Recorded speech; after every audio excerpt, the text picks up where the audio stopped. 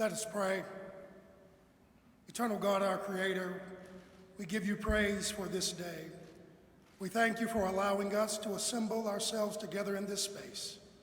As we focus our attention specifically on matters pertaining to metropolitan Nashville-Davidson County, we also ask you, O God, to make your presence known throughout this world and this nation. Great God, we ask your continuous comfort, encouragement, and strength for the citizens of Poway, California, impacted by the recent synagogue attack. Creator God, bless and guide the mayor and every elected and appointed official in our city.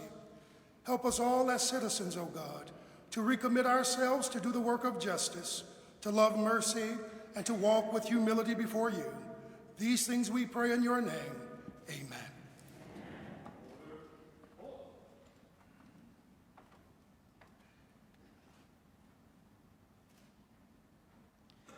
Thank you, Pastor Drumright. Now we have another special guest. She's a senior at KIPP Nashville Collegiate High School. Please join me in welcoming Nashville's Youth Poet Laureate, Mumina Ali.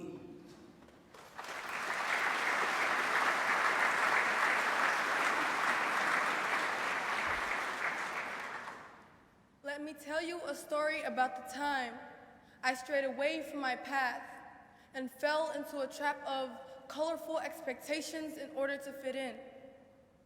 I was on a field, her silver hair perfectly ironed with red lips as curvy as the rest of her body, her radiant aura forcefully grabbing the attention of those around her. She was accepted, and those associated with her were too. So for her, I stepped away from the brightness of hope and into the metallic shine of validation. She was familiar. But I never knew the real definition of familiarity. There were gray rundown fences caging me in, my desperately applied cherry lipstick, and off-brand brown Uggs would never be accepted. I was a foreigner, with rusty poles hollering at me from the outside, taunting me, bending in the direction of my road. I was trying so hard to engage with the big girls because the big girls were the best girls. I tried so hard to seek acceptance from those who were liked and accepted by everyone. So while they were fighting for laughs, I was fighting for another chance to see that swampy green grass, that turquoise canopy above filled with glistening lives of blue. It was all a colorful facade. But I desperately wanted to be colorful, knowing that acceptance meant making sacrifices, losing your sanity to see white pearls twinkling back at you. I jumped into a pit of color. The pit was dark. The darkness accepted me with a silver smile and silver ropes that bound me down. The darkness gave me the attention that I wanted, the attention that led to my shortcoming, the attention that led to my downfall. So I stopped, or at least tried to. But with the force of a million caring hearts, I started to levitate out of the pit, passing millions of colorful eyes watching me in jealousy. They were stuck, each bound down by stained ropes. No one cared enough to save them. But I was saved. I knew I had to jump back into that darkness to save those who weren't. We all have to jump back in face first. Help those before help is even needed. Give them the salvation that they deserve. A good support system starts with a good education, with family and teachers and mentors willing to fight even when the battle might seem lost. Give them love, and not just the illusion of love. Hold them tight so they don't have the chance to fall back into this pit. Allow them the chance to strive. Give them the chances that they deserve.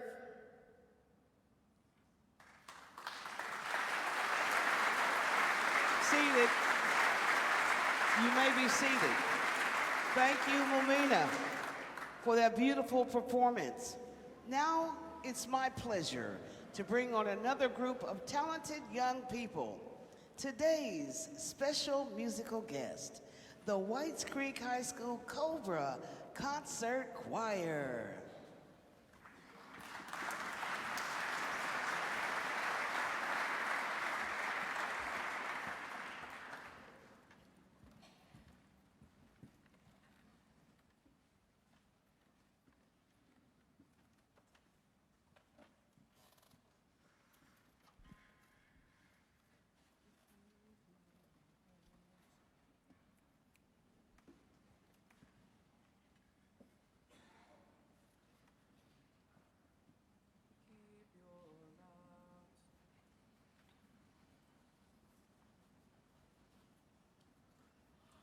Keep your lamps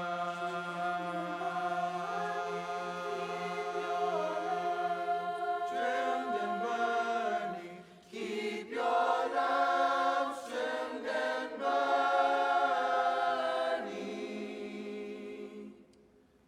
Keep your lamps trimmed and burning. Keep your lamps trimmed and burning. Keep your lamps trimmed and burning. The time is drawing nigh. Keep your lamps trimmed and burning. Keep your lamps trimmed and burning. Keep your lamps trimmed and burning. The time is drawing nigh. Keep your lamps trimmed and burning. Keep your lamps trimmed and burning. Keep your lamps trimmed and burning. The time is drawing nigh. Keep your lamps trimmed and burning. Keep your lamps trimmed and burning. Keep your lamps trimmed and burning.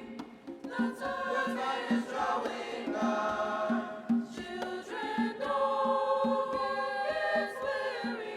Children, don't get weary. Children, don't get weary till your work is done. Soon this journey will be over. Soon this journey will be over. Soon this journey will be over. The time is drawing nigh. Keep your lamps trimmed and burning. Keep your lamps trimmed and burning. Keep your lamps trimmed and burning. The time is drawing nigh. The time is drawing nigh. The time is drawing.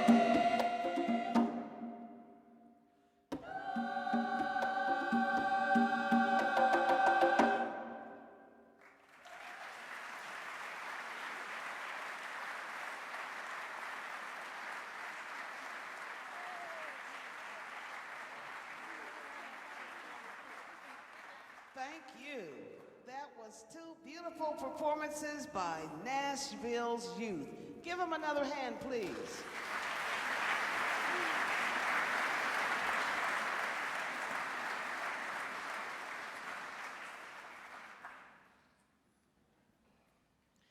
Now, ladies and gentlemen, please welcome Nashville's Vice Mayor and the presiding officer of the Metro Council, Jim Schulman.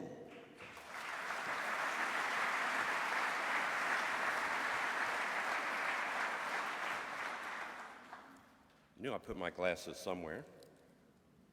And I do want you to know that when I sing, I sound just like them. Good morning. I want to welcome you to the 56th Annual State of Metro Address. I hereby call this meeting of the Metropolitan Council to order. Madam Clerk, please record the names of the members in attendance. Ladies and gentlemen, speaking on behalf of the Metro Council, it is an honor for all of us on the council to serve our great city. It is also my pleasure today to introduce the mayor. Our mayor took office under unusual circumstances last year and has worked hard to bring stability to Metro government. He's a Nashville native and a longtime public servant. In fact, he used to have my job. He didn't tell me it was going to be as much work. It is my great honor, and would you please join me in welcoming the 8th mayor of the Metropolitan Government of Nashville and Davidson County for his second State of Metro address, Mayor David Briley.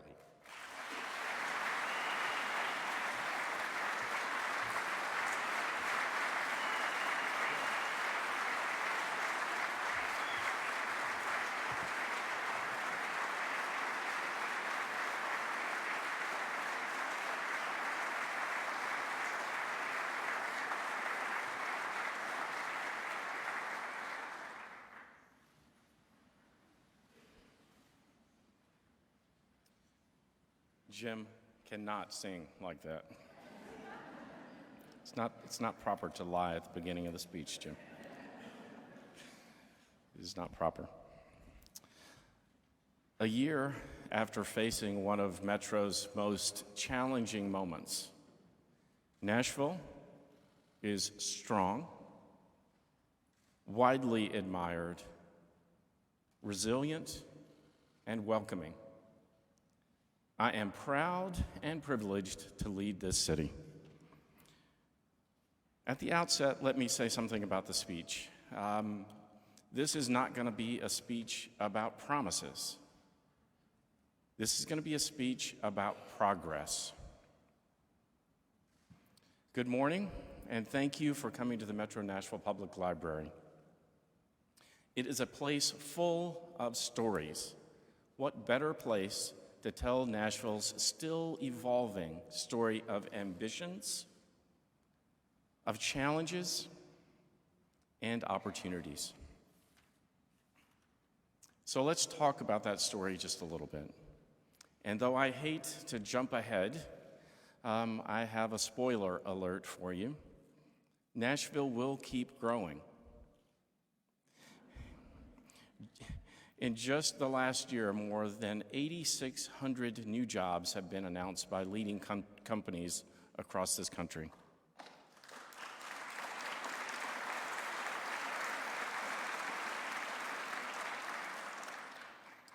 In just the first quarter of this year, Metro issued $1.4 billion worth of building permits. That's $300 million more than the highest quarter we'd ever had before.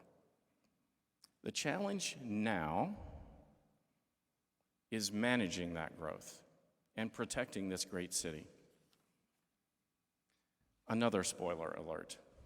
While some people might seek attention by saying otherwise, the truth is our credit rating remains high. The average wage in Nashville is growing faster in all but 3 big cities in our country.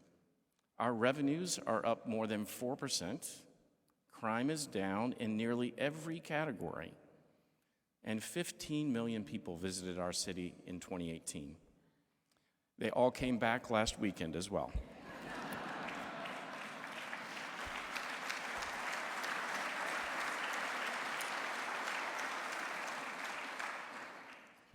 It seemed that way. People want to be here, and our city is better off as a result. Now, I'm very optimistic about Nashville's future based on where we stand today and how we're moving forward. When we prosper as a city, we can do more for the people who live here. It's simple. Prosperity gives us more resources to build a stronger Nashville. But we have work to do to ensure that every resident of Nashville can participate in our city's prosperity. As our skyline continues to grow, we have to do everything we can to put our people in a position to grow with it. That is my top priority. When we do that, when we work to create equitable prosperity, to invest in our neighborhoods, to take care of one another, we build a stronger Nashville together.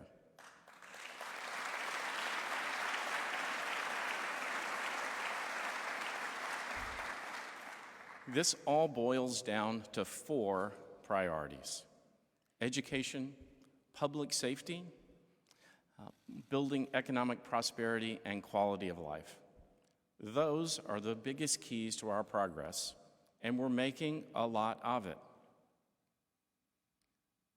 Education will always be priority number 1. There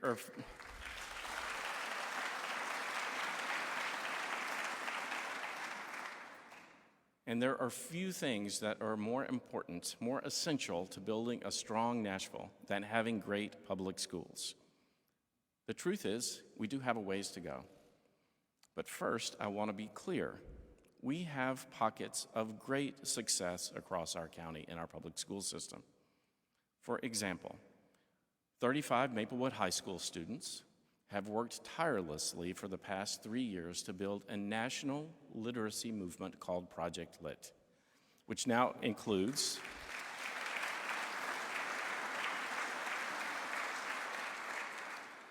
Project Lit now includes 750 schools across 48 states.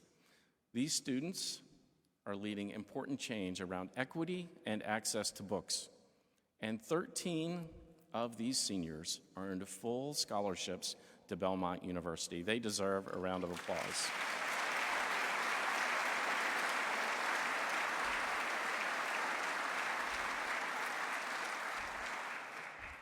I want to thank all of those students, as well as Dr. Jared Amato, their English teacher, for all of their work. Dr. Amato is also a member of my education kitchen cabinet, which is looking at the best ways for Metro to support our lowest performing schools. Dr. Amato, would you please stand to get the recognition you deserve?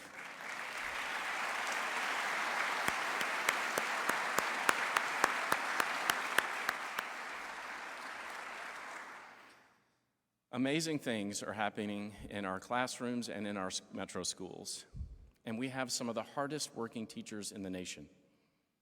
But we have a school system that has for many years been riddled with infighting amongst the adults, and this has fostered a systemic lack of forward thinking. Funding is part of that solution, a big part of it, and it falls on us, the city of Nashville.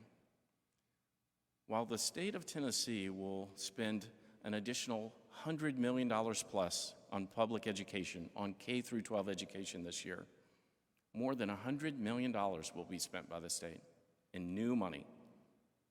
Nashville will get $567,000 of it. It's up to us, the city of Nashville, if we want to see improvement in the quality of public education in Nashville.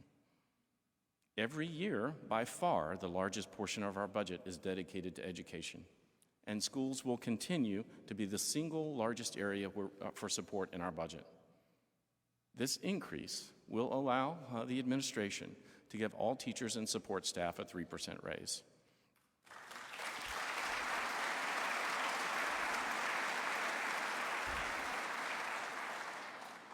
The Metro Charter doesn't give me or the Metro Council the ability to tell the administration or the board what to do with the money we send. But I am here today to say to the Metro School Board, we are asking you, we are begging you, we are pleading with you to make sure that the number one priority when it comes to the budget is getting more money into the hands of our teachers and support staff this year.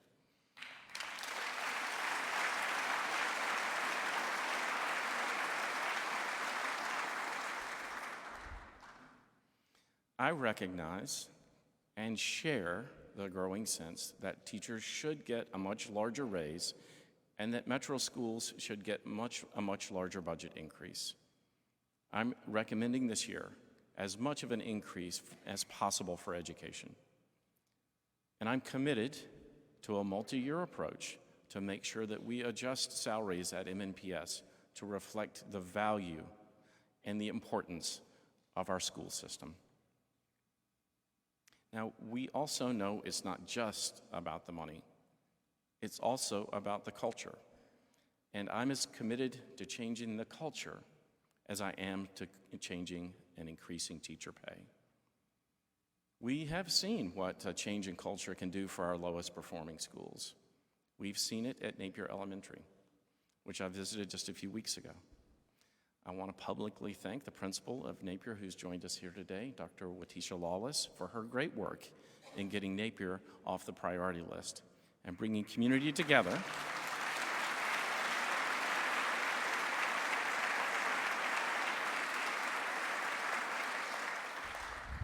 Dr. Lawless brought community together and increased community investment.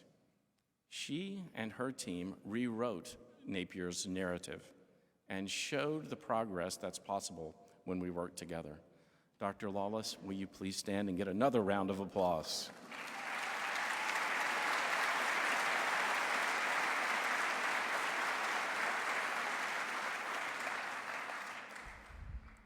Now, in my role as mayor, I can tell you honestly that the best time is when I get to go to a Metro Nashville public school. And I've been to a lot, and we have seen this level of leadership not just at Napier, but at places like Whitsett and Fall Hamilton and Madison Middle, all of which I've visited just this month. Now, we must find additional resources to improve every school, no matter its status. We need to have a much bigger conversation about what that looks like and how we get there. This year, for the first time, through a memorandum of understanding, I will be taking a stronger role than any previous mayor in the school district's finances, operations, and human resources. We do need to build a multi-year strategic plan for the district, and over the next year, I'll work to develop one with the school board and the district administration led by interim director Dr. Adrian Battle. Now, Dr. Battle is a true testament to what can happen at Metro Nashville Public Schools. She is the first graduate of the district to come back and lead our schools. Dr. Battle, you have taken on the hardest job in the city. I hope you know that this entire city is rooting for you, and we're ready to stand beside you and help.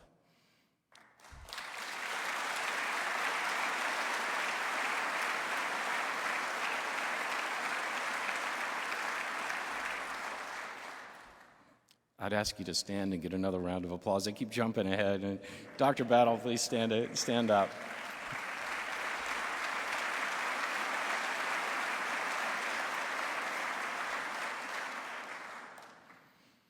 Because we want to get more of our students through Metro Nashville Public Schools successfully, we need to get behind Dr.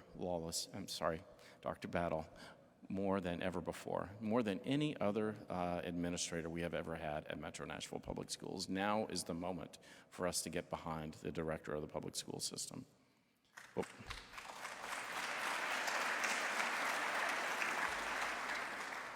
But we're not going to forget about our school students, our Metro Nashville Public School graduates after they graduate. To do this, we need to help our young people cover some of the costs of attending Nashville State Community College, or TCAT, the Tennessee College of Applied Technology. This is because Metro Nashville school graduates go to Nashville State more than any other post-secondary institution. More go there than TSU and MTSU combined. But frankly, not many of them graduate. Not many of them at all, and we know why. This is why I'm calling this scholarship program Nashville Grad. That stands for Getting Results by Advancing Degrees. Because the power of graduating with a post-secondary credential is huge. It increases lifetime earnings by approximately a third. We're talking about changing a young person's trajectory. And no one should have to quit school because she needs to replace the brakes on her car or because he can't afford the textbooks. With academic advising and financial assistance, Nashville Grad will put students on a pathway to prosperity. When we can make that happen with $1,000 or $2,000 in a teenager's future, that's a very smart investment for our city. HCA kickstarted Nashville Grad with a $100,000 contribution. And I'll include $1 million in my budget for the first year of Nashville Grad. I want to thank HCA for their generosity in getting this program kickstarted.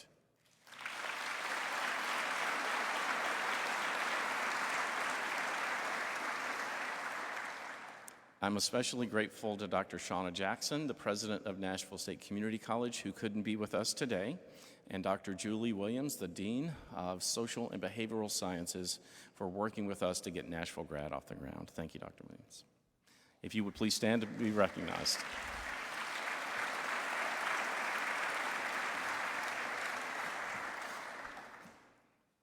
When I spoke to you a year ago, we were in a much different position.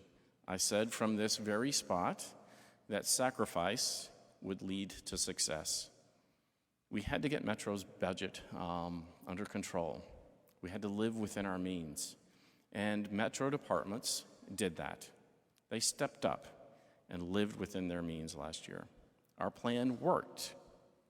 As a result of those sacrifices, the $2.33 billion budget that I will submit to the council tomorrow will include a 3% cost of living increase for Metro's police, firefighters, and other employees.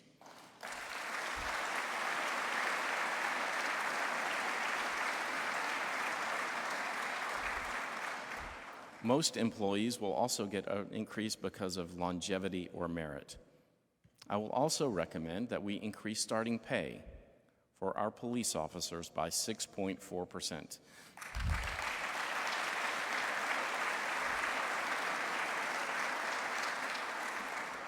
We need to pay our officers competitively for the challenging work they do. And with the 3% cost of living adjustment and the proposed pay plan adjustments, let me be clear. All full-time employees in Metro's general pay plan will make at least $15 an hour, and it is about time.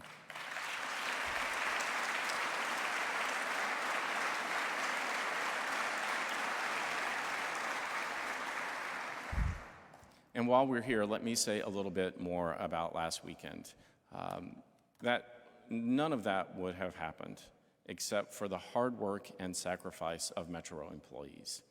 And in case you didn't hear, the NFL held its draft in Nashville for the first time. It was the biggest and best ever by their estimation and mine, with 600,000 people attending over 3 days and more than 47.5 viewers on TV. It was the most attended, highest rated, and most watched draft in NFL history. I want to thank the people who made that a reality. Our police, our firefighters, those workers at the Office of Emergency Management, Public Works, Emergency Communications Center, WeGo Public Transit, Metro Parks, Sports Authority, and many others played big parts in managing not just the draft, but the marathon, 3 nights of outdoor concerts, and more than 18,000 Jimmy Buffett parrot heads, whatever that is, I don't know. It says here it's 5 o'clock somewhere. I don't know what that means. I don't know what that means, though, so I'm just skip that. It was a weekend of sports, music, and Nashville's famous hospitality that showed our city off to the world in a wonderful light. The police presence downtown throughout the weekend made everyone feel safe, whether they were running, cheering for their favorite team, listening to music, or working. We took another big step to make our city safer in January when we launched Project Safe Nashville. Project Safe Nashville brings together local, state, and federal agencies to track guns used in crimes here in Nashville. While homicides are down more than 20%, I'm concerned about young people getting their hands on guns in our city. Project Safe Nashville is the largest ever interagency effort to address that problem. Safety is also about healing and justice. My budget includes a $100,000 direct appropriation to the Sexual Assault Center, a Nashville nonprofit that opened its new SAFE clinic last fall. The SAFE clinic expected victims to request 75 rape kit exams in the first year. Instead, in the first 7 months, they've already needed 120. This funding will ensure we have the resources to take care of victims and survivors.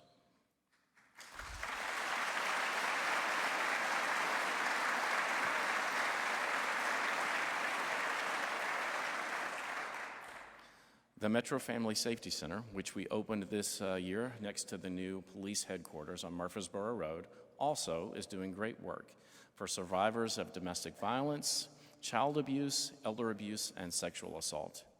We are stronger when we take care of one another, and this is one way we do that. When it comes to economic prosperity, building a stronger Nashville also means ensuring that everyone can have a shot in our economy. This is why we're working to level the playing field for minority-owned and women-owned businesses so they can have an equal opportunity at competing for Metro contracts.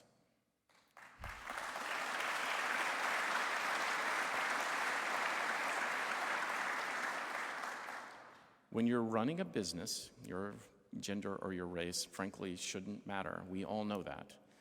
And once again, I've done this before, but once again, I want to thank especially the members of the Metropolitan Council, especially Council Lady Sharon Hurt and Council Lady Taneka Vercher for unanimously approving the Equal Business Opportunity Program, which my administration...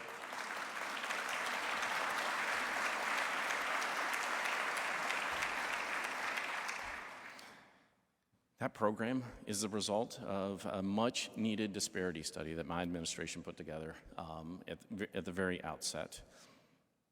My budget will also include $442,000 to implement the Equal Business Opportunity Program by July 1.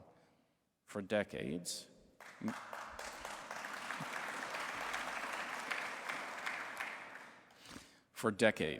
Metro was a passive participant in discrimination.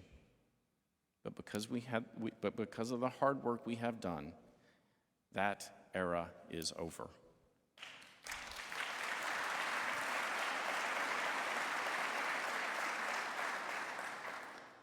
Nashville is also the first city in the South to recognize LGBT-owned businesses in its procurement process.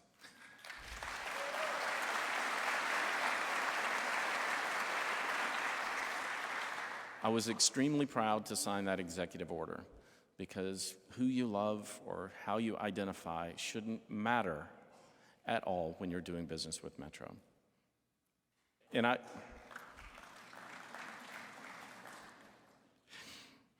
one last point on this matter, and I hope that they're listening behind me. I encourage our state legislators once again to reject those bills that are unfriendly to our LGBT community, please.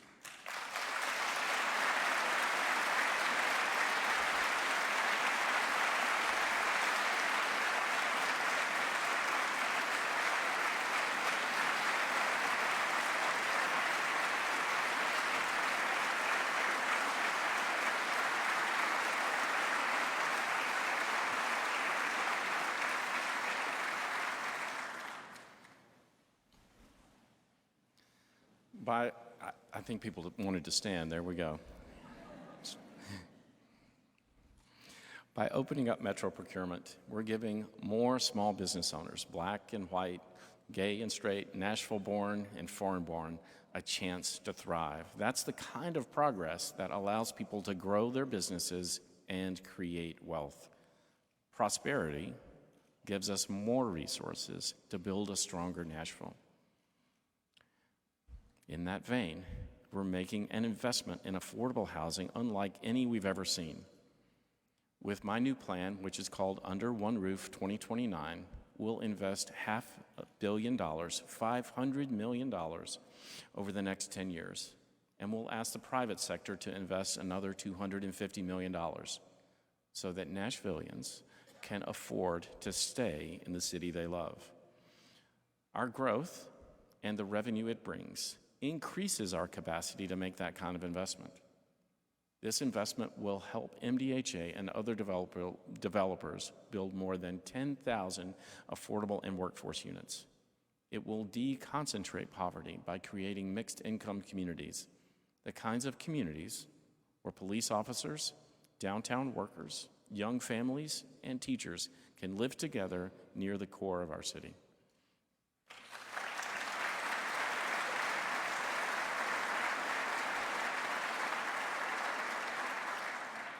In addition, we'll be announcing $9.8 million in barn funds grants to nonprofits developers later today.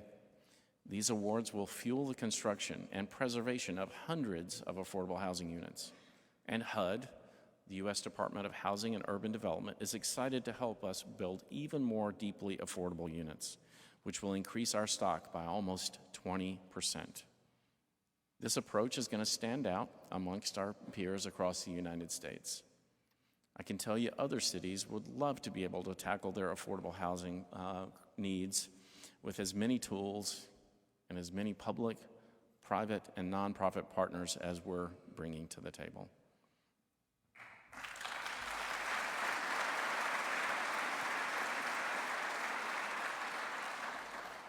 So each speech has to have one confession. Here's my confession. I don't always answer my phone. And a few weeks ago, I didn't. I had a message later that I saw from Massachusetts Senator and presidential candidate Elizabeth Warren, congratulating us on the Under One Roof program. And now I'll always have that message because I don't answer my phone.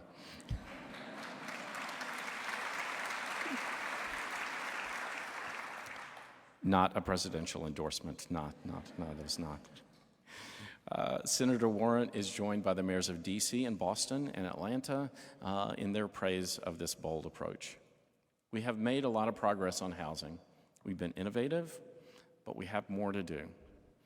There is nothing that does more to preserve our community's quality of life than affordable housing, and we'll keep working to make it available to everyone who wants to live here. So here's the best part. Our work on public safety, public education, and economic development will create the conditions necessary for our neighborhoods to thrive. Earlier this year, I met with more than 1,000 Nashvillians from 36 neighborhood groups, from Bellevue to Bordeaux, from Antioch to Old Hickory. Before I started pulling together the budget, I needed to hear their priorities for the city. They told me we're on track.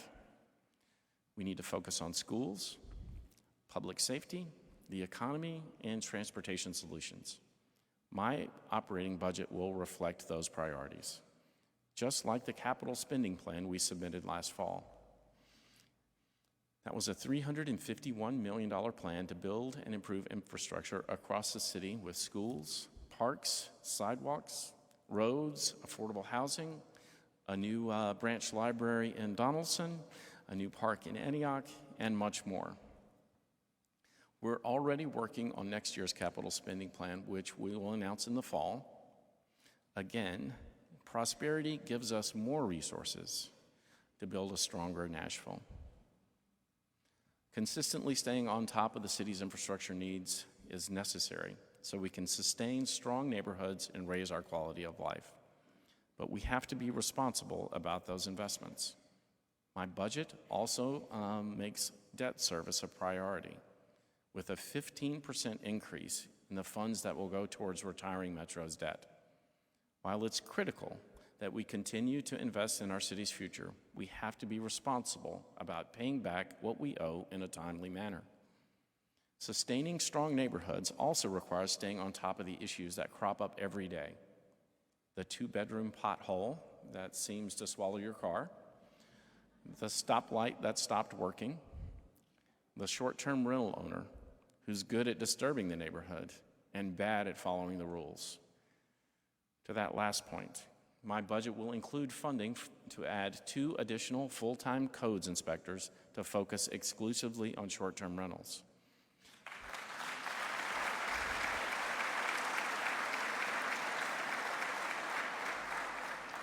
We will be raising the fees for short-term rental permits so the general fund doesn't take the hit to hire those inspectors.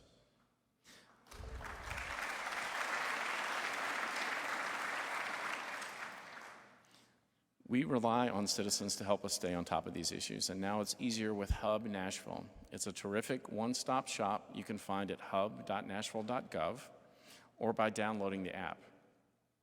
The Hub has been averaging 11,000 cases every month this year in 2019, compared to less than 7,000 a month at the same time last year. And Metro is resolving the complaints about 40% faster. That's why I'm making an increased appropriation to the Hub to keep up their great work.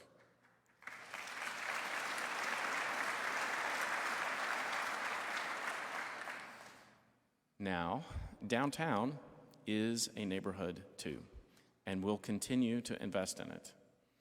The National Museum of African American Music, which will be on the ground floor of the 5th and Broad mixed-use development, will tell a great story. That story stretches from the early days of our nation to the Fisk Jubilee Singers, from Jimi Hendrix playing the clubs on Jefferson Street to today's R&B and hip-hop. Now, I told Jay-Z about the museum when he played at Vanderbilt last summer, and we also talked about my 99 problems. Yes, 50 of them were electric scooters. That deserves a round of applause right there, I'm just saying.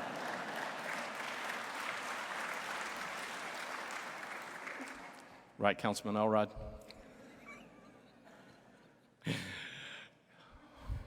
It was open, I had to take it.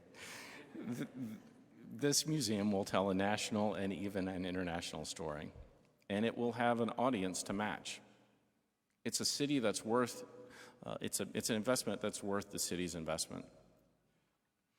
As this new museum goes up, Greer Stadium is coming down, and the demolition is complete. Our former baseball stadium will be replaced by green space that will honor the history of Fort Negley and the state's slaves who died building it.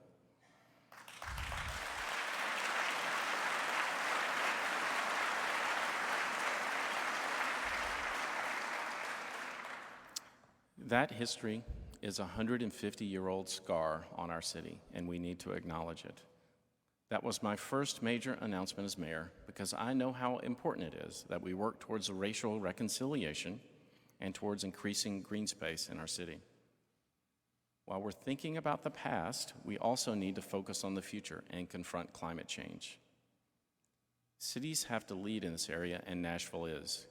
Last fall, we announced Root Nashville, a campaign to plant 500,000 trees across the city by the year 2050. And just 6 months later, we've already planted more than 5,000. Early this year, we'll increase curbside recycling from once a month to every other week.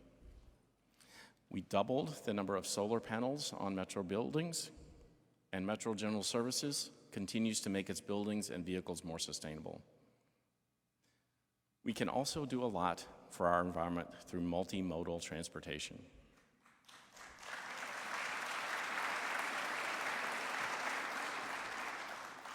Let me translate that. Transit is still a major priority. 20 years from now, we don't want to look back through a haze of smog and a sea of gridlock traffic and say, we blew it. We could have done something. What we need to do now is get something on the ground to show how effective transit can be, and a great place to start is Dickerson Road. We have a willing partner in TDOT, which has agreed to explore funding strategies and make big changes, including transit along the corridor to Vietnam Veterans Parkway. And we have an opportunity, for once in our city, to get the infrastructure in place before the waves of development roll in. Our planning and public works departments, along with WeGo Public Transit, are already engaged on this project, and we're making great progress. Getting around our city is hard, and it will only get harder if we don't make smart decisions. Technology can help. This is why we are modernizing our on-street parking system in downtown and in Midtown. It's a change that will bring in $300 million in revenues over 30 years and still allow us to have the final say over any policy changes. Better yet, this money will go back directly into transit-related improvements like Vision Zero, because no pedestrian should die on the streets of Nashville.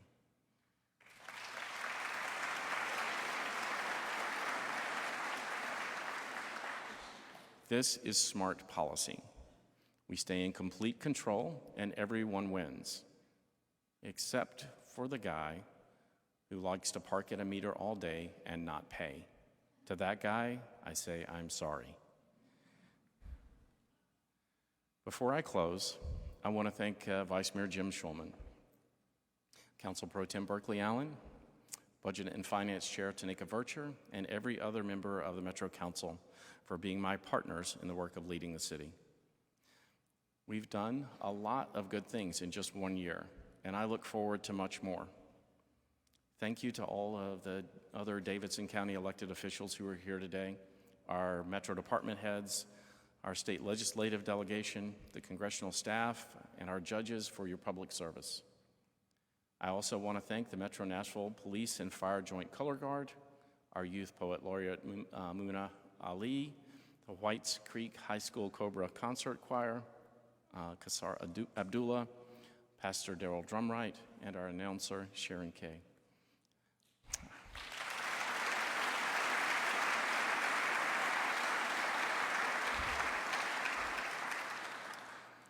My staff in the mayor's office deserves a special thank you from me, because in the last year and plus, they have worked hard to make sure this city moves forward, and I appreciate their work and their sacrifice very much.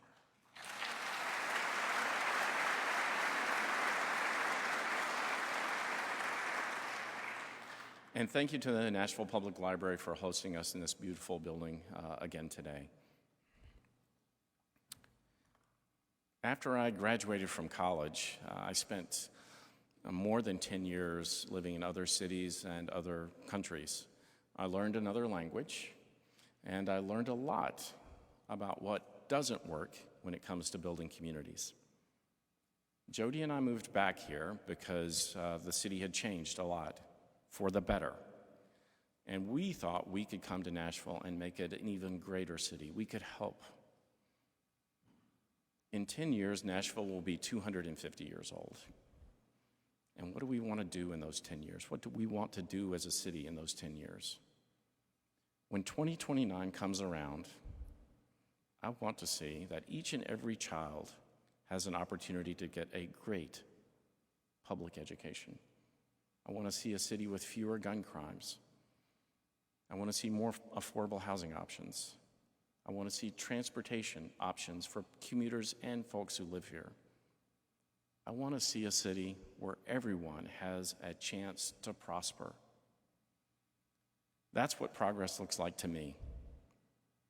That might seem like a lot for a decade, but I'm not worried about that. We have the vision. We have the energy. We just have to do the work. And all of you who are here today, each and every one of you, are already engaged in that work, in making our city a success. There are many others who are not here today who are equally passionate and engaged in that work. All of you will play key roles in building a stronger Nashville. Now, I've visited 3 of our lowest performing schools in the last month. I talked to students at each one of those schools. And some of the stories they told were both heartwarming and heart-wrenching.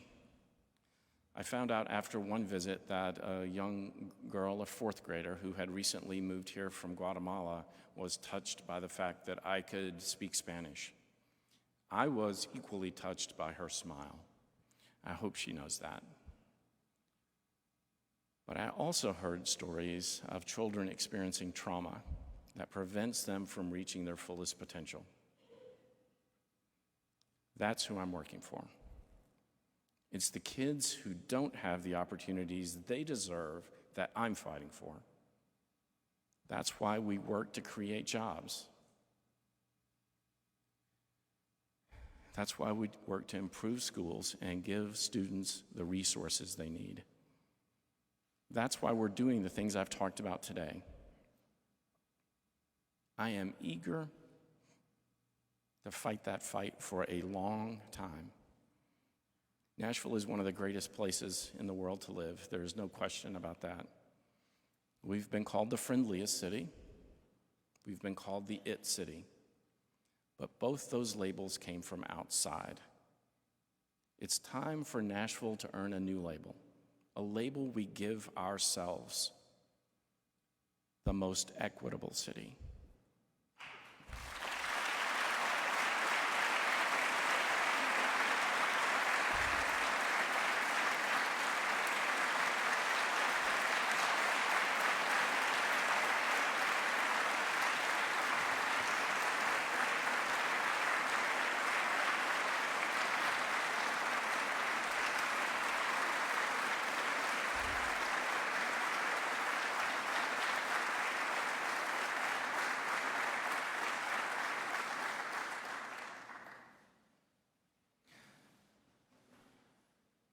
I know that earning it won't be easy, and that our work must continue. I'm ready for every minute of it. I know the city is too. Thank you for coming today.